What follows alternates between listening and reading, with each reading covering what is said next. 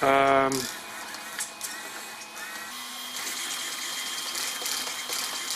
up everyone, Servo again from RC Tanks and Trucks 24/7. Quick video. Here is the EX07 1/7 scale Hoonigan Mustang. It's from ZD Racing. It's an awesome car, but one big drawback. The steering servo in this is slow as. Watch this.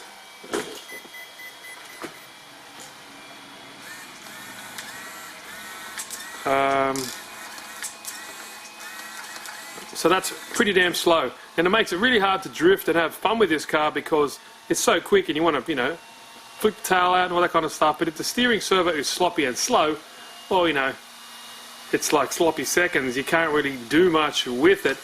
So, quick video, a quick update, and a quick thing that you can do on any RC car, a quick mod.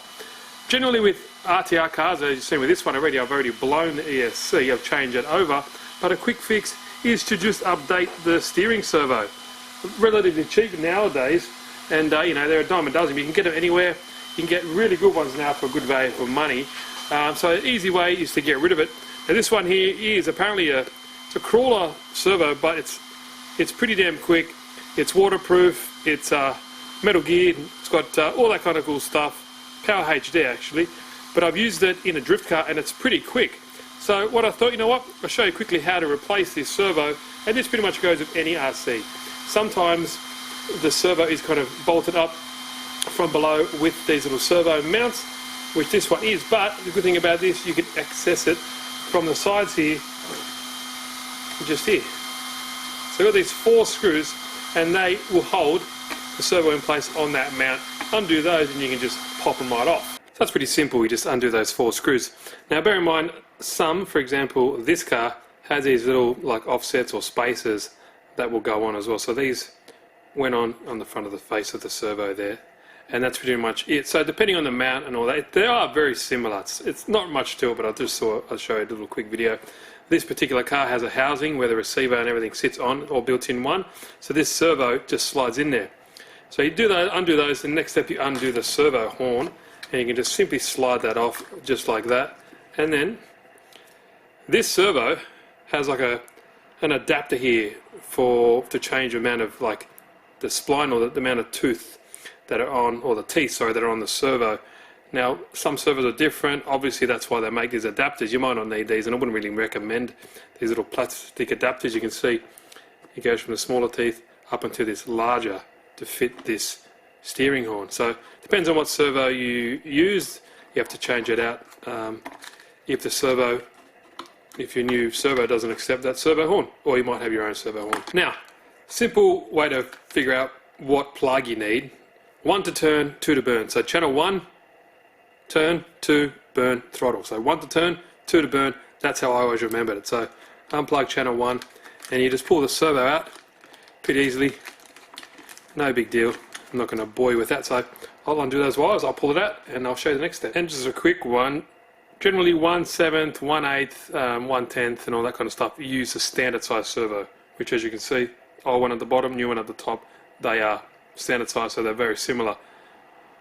As you can see, that's why they all fit. When you get to 1/5 scale, that's when it's a different ball game and the servos are much larger. Okay, so you plugged it all up, everything's secure. Obviously pay attention to negative and positive.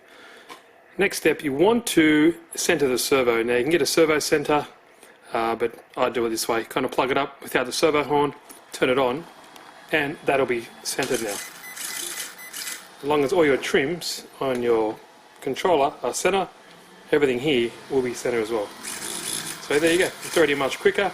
Simple as that. Now the next step, once it's all centered, you just plug up, screw in your servo horn, and you are good to rock the Casbah. And that is it. Kind of hard to do one hand. I'll put all that in there, and that's it. You can also flip that servo and have the servo horn on this side, which makes it annoying. So before you install it, just kind of line up the old length of the servo horn and the linkage with the wheels straight, and you can just see that it's going to sit there by default. If you've done it wrong and you had the servo out here, the horn, then you know, yep, it's in the wrong position. but little quick tip. Now everything's secure, everything is checked. Make sure you screw it on the servo horn to the servo itself, because I've done that before, didn't screw that down tight enough, pops off and you've got no steering. But if we turn it on now, controller's on already, watch this, look at the difference.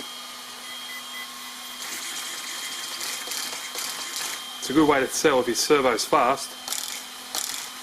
We can hear it kind of banging away.